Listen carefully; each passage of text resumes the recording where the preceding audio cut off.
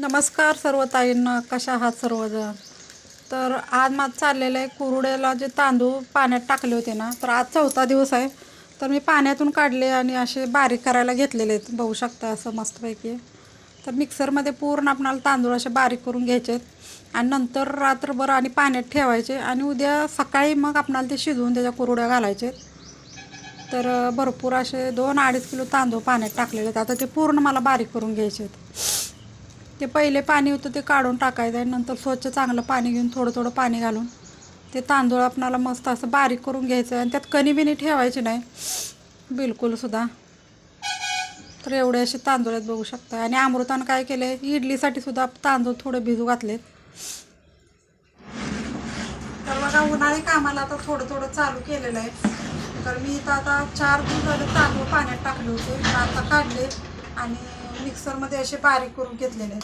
तर आता उद्या सकाळी पीठ खाली थांबणार आणि पाणी वरती येणार आहे.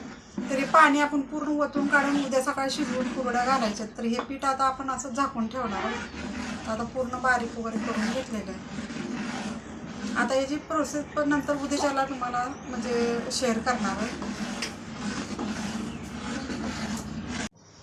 तर असं पूर्ण असं सगळं बारीक करून घेतलेले आहेत तांदूळ. आणि हे तांदूळ बारीक केल्यानंतर पूर्ण असं चमच्यानं हलवून घ्यायचं आहे. आणि मग नंतर काय करायचं माहिती आहे का, चाळणी, आपली जी पीठ चाळायची चाळण असते ना, त्यानं चाळून घ्यायचं आपलं पीठ. नाहीतर पातळ झिरझिरीत जर एखादं कापड असलं तर ते पातेल्याला बांधायचं आणि त्यामध्ये आपण ते बारीक केलेलं पीठ सगळं हे करून घ्यायचं आहे, गाळून घ्यायचं आहे. कारण त्यामध्ये बारीक चिरी जी कणी राहिलेली असते तांदळाची ती पूर्ण काढायची आहे आपल्या साईडला. नाहीतर आपलं पीठ व्यवस्थित शिजत नाही आणि त्याची कुरुडी पण मग चांगली असं फुगत वगैरे नाही, तेलामध्ये आकसल्यासारखी होते. त्यामुळं ती पीठ आपणाला पूर्ण गाळून घ्यायचं आहे. आणि इथं नंतर इडलीसाठी पण बारीक करून घेतलं आणि तोपर्यंत असं वारं वगैरे सुटलेलं आहे, बघू शकता. झाडं वगैरे हलायला लागलेले आहेत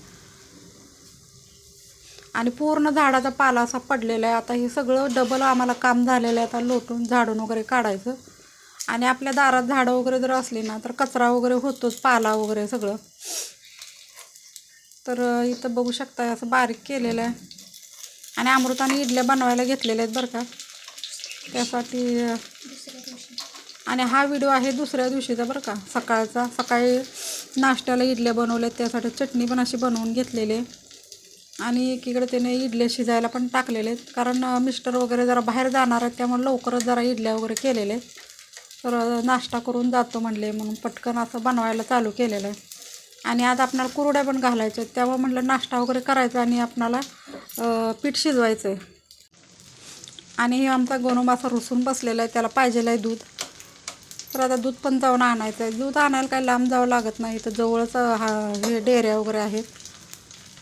तर चटणी अशी बघा मस्त बनवली अमृतानं. आता खाऊन बघते कशी झाली आहे ते, कारण बघूनच आता तोंडाला पाणी सुटलं आहे. पहिलं मी पण खाणार आणि नंतरच मग आता कुरड्याचं पीठ शिजवायला बाहेर जाणार आहे, कारण मी बाहेर चूल केलेले. चुलीवर आपणाला मस्त असं चांगलं पीठ शिजतं आणि जळण वगैरे फोडून दिलेलं आहे मिस्टरांनी. आणि इडल्या बघा मऊ लुसलुशीत असं छानपैकी झालेले आहेत. तुम्हाला पण वाटत असेल ना आपण पण इडली आणि चटणी खावी. इकडं चहा पण ठेवलेला आहे, चहा आणि नाश्ता आपल्याला करायचा आहे. तर अमृता म्हणले धर, तिनं ताट वगैरे मला करून दिलं तर इडली वगैरे चटणी त्यात टाकून. तर आता मी खाणार आहे, नंतर पीठ शिजवायला बाहेर जाणार आहे. तर चटणी आधी एकदम छानपैकी अशी झाली होती. मी तेवढ्या 5-6 इडल्या आणि चटणी खाल्ली आणि देवपूजा वगैरे पण झालेली आहे.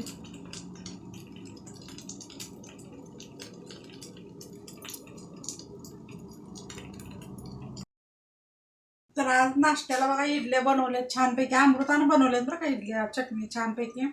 तर आता आपल्याला काल तांदूळ वगैरे बारीक केलं ना, तर आपल्याला आता कुरड्या करायच्या. तर चला म्हटलं आता नाश्ता करायचा, नंतर आपल्याला कुरड्यासाठी पीठ शिजवायचं आहे. सगळेजण इडली खायला